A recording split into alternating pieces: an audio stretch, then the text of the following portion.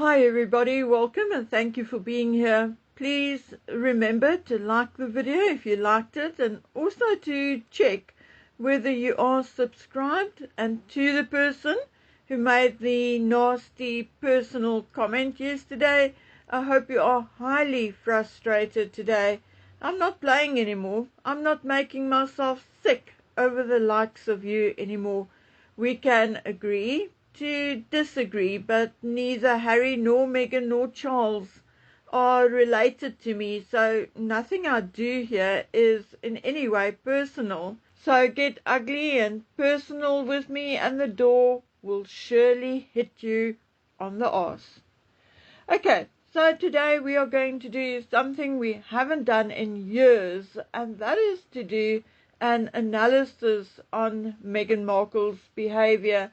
And the reason why I'm doing it is because it is normal to change as you approach your middle years, or then menopause if you are a female. Meghan, for all we know, may be pre-menopausal or may experience early menopause even.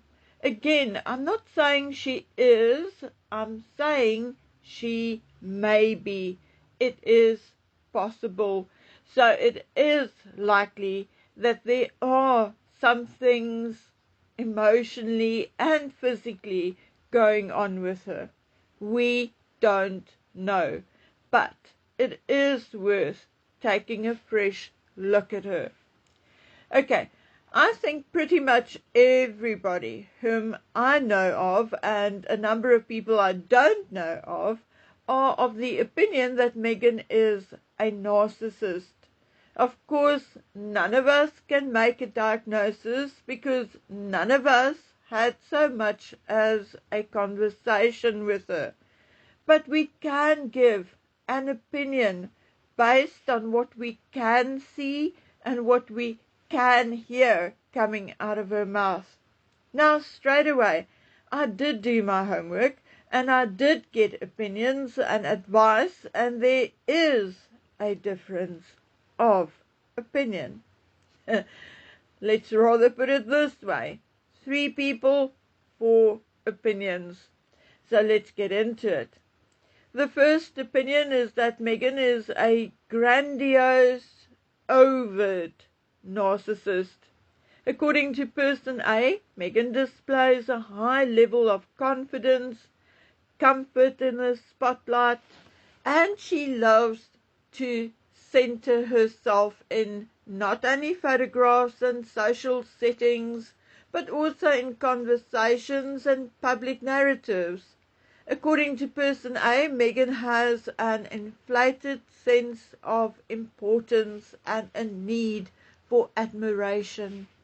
Now, what say person C, or then person 3, namely me? I say yes, Meghan has an extremely inflated sense of importance. But let's remember that Meghan had this inflated sense of importance before she even met Harry. She was an average girl from an average family with issues. Mom and Dad divorced. Mom was a bit of a pot-smoking, free-sex hippie at the time. Dad was hard-working, but let's not forget that Dad also liked his guilty pleasures at one time: drugs and trips to Asian countries to indulge in as many sexual encounters and pleasures as money could buy. Thus, Mr. Markle was not an angel, and the only difference between him and Doria Ragland is that he stopped those behaviors when Meghan came to stay with him permanently, more or less at age 9. Okay, so Mom and Dad both had to file for bankruptcy at one point. So, I mean, really, I'm not here to classify her family, but suffice it to say, they did not have the 3 cars in the garage, a pool, and a nanny or two. But the moment Meghan stepped out from under her father's roof, those were the only people she really wanted to associate with. At first, she rolled through boyfriends like it was nobody's business. Use, discard, use, discard, until she met Trevor. Anyway, if we look at who Meghan associated with after university, we do find that she did not step out. She stepped up. I have heard from people who had been on set with her, waitresses, photographers, you name it, how Meghan would walk in and dominate a conversation, immediately take over the conversation. Women did not always like it, but men did not always seem to notice, as there was always a promise of something else, something more in her eyes and in her body language. Meghan's need for admiration was also two-tiered. The admiration for her as a success, be it in the movie industry or business or politics. Okay, she wanted to stand out. And of course, for her body and beauty. But, of course, we also now know that she wasn't a great actress. Politics took one taste of her and spat her out. And although she isn't exactly ugly, she's no great beauty either. And more than that, Meghan lacks that it factor. Somehow, no matter what, she carries that cloak of the hood with her. That common element one cannot quite put your finger on. It's the elbowing people out of the way. I mean, who does that? Okay, except Meghan Markle and Donald Trump. I rest my case. It's just in the way she pretends she's so grand and so cool, and then she ends up using the tool upside down. You know, that kind of thing. However, although I agree with person A on everything, there is one thing I do not exactly agree with. I do not agree that Meghan has a high level of confidence. At least not anymore. Meghan has a number of mannerisms which tells me that she's more nervous than most other people. And believe you me, I'm willing to bet that there are moments Meghan knows exactly who she is and that she does not exactly belong in the company she keeps. That hand-holding, it reeks of desperation. Oh, stay with me, please. You are my tool. My access to the cameras. Oh, look how nice I am, how sweet, how compassionate. What a good, kind friend. If Meghan had confidence, she would not have needed to grasp and clasp. Let's look at another famous narcissist, Blake Lively. I don't think she has Meghan's level of narcissism, but she clearly has some very obvious narcissistic traits. Blake has enough confidence not to need someone to anchor her. Yes, she will do the Hollywood plastic huggy thing, but then she lets go and she steps away to bask in her own limelight alone. Meghan does not have the confidence to believe that the cameras will actually stay on her.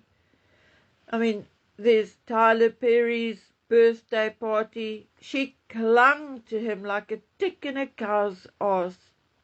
Kelly Siphon's award party. Meghan clung to her so hard. She started to look like the expectant father of Kelly's baby. She was so all over her that Kelly started to look uncomfortable. Now, I have a feeling that friendship is over, at least from Kelly's side. So no, I do not agree that nail-biting, cuticle-scratching Meghan Markle has high levels of confidence. Not everywhere and not always. I do, however, think that she has tremendous cheek and gall. Okay, now person B suggested that Meghan is a covert narcissist with a leaning towards communal narcissism. What the heck does that mean? At least that's what I said.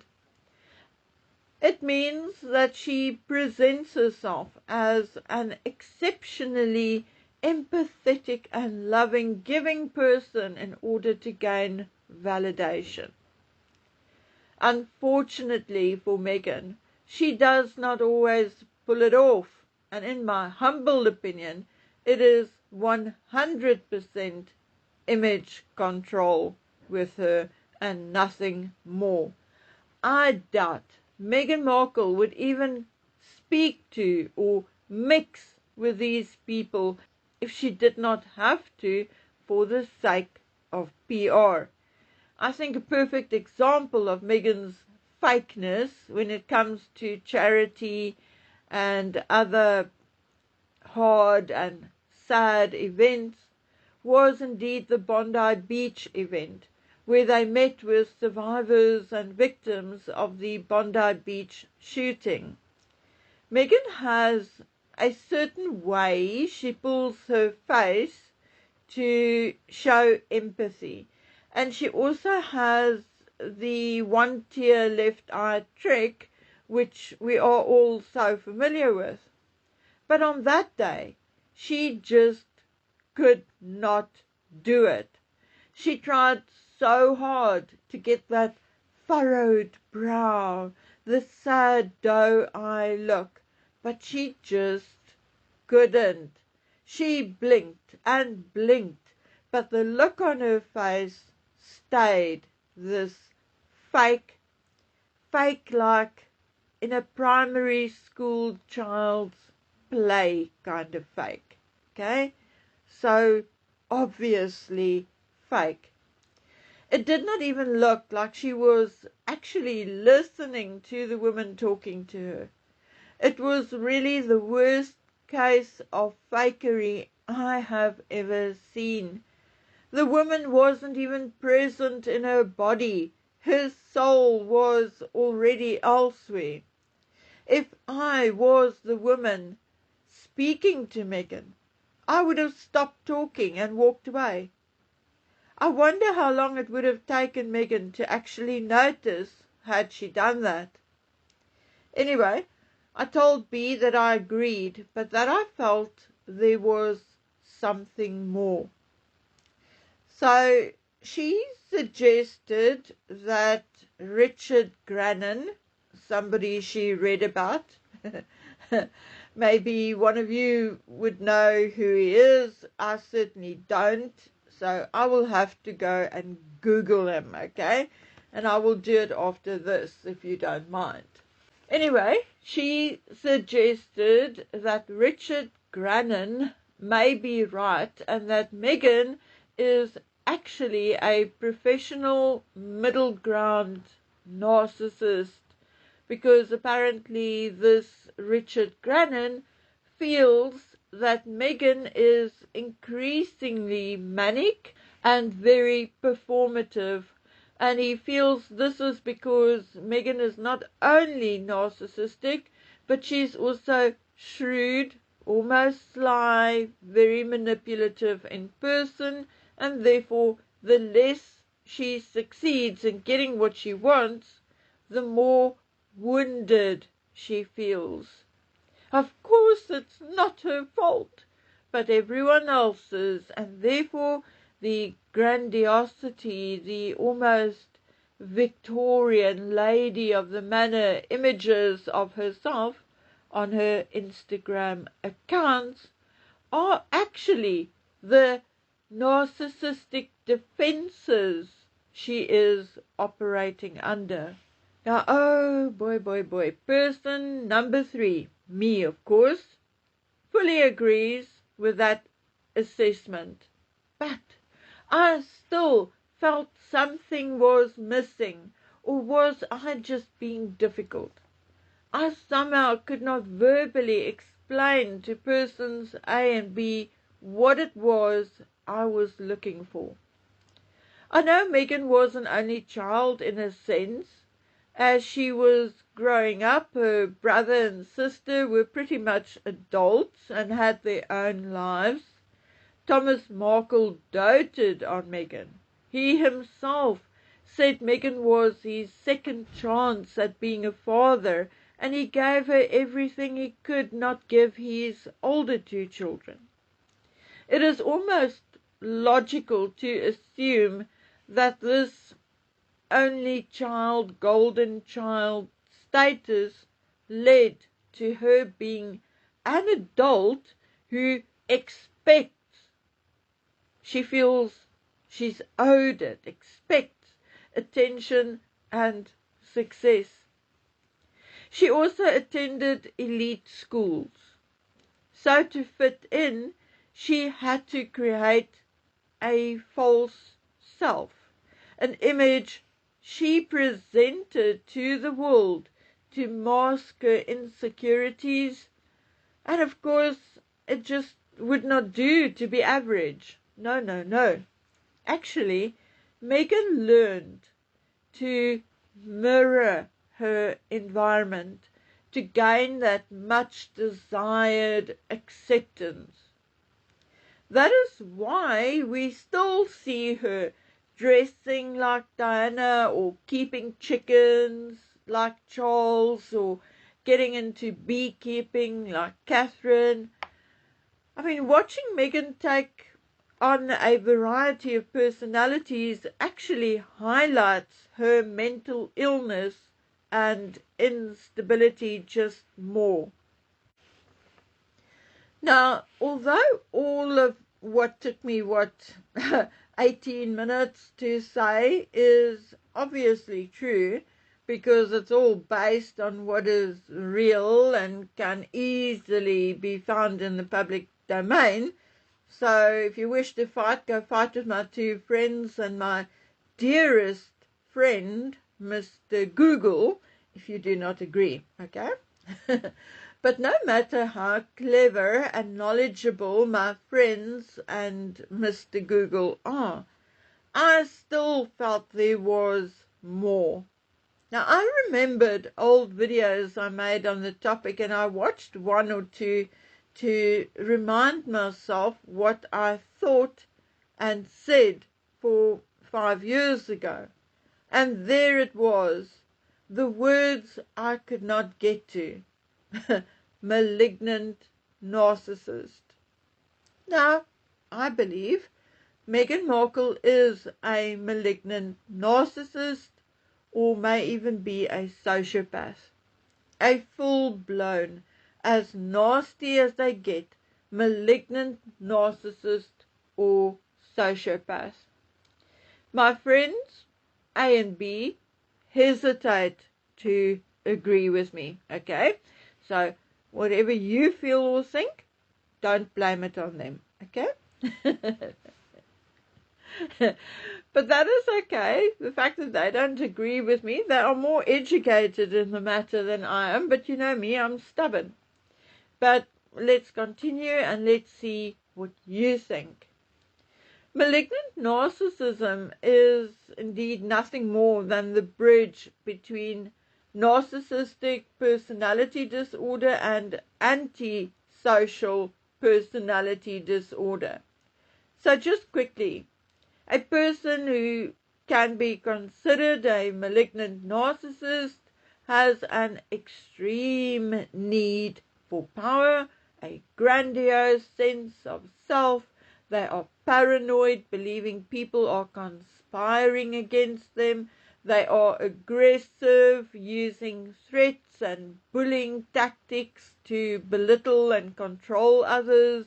And of course, there is a total lack of remorse. They cannot see it or understand it, and therefore cannot feel it. I feel that by dissecting malignant narcissism like that, we are actually moving closer to who Meghan is. But when I read through the traits of a sociopath, that is when I see Meghan Markle bounce off the page. A sociopath is someone with ASPD, antisocial personality disorder, who has a weak conscience or no conscience at all, but a high degree of social charm, for whom people are no more than the rungs of the ladder she steps on in order to reach the top. Meghan's disregard and discarding of people when she no longer needs them is, for me, an almost clear-cut sign that Meghan leans towards sociopathy.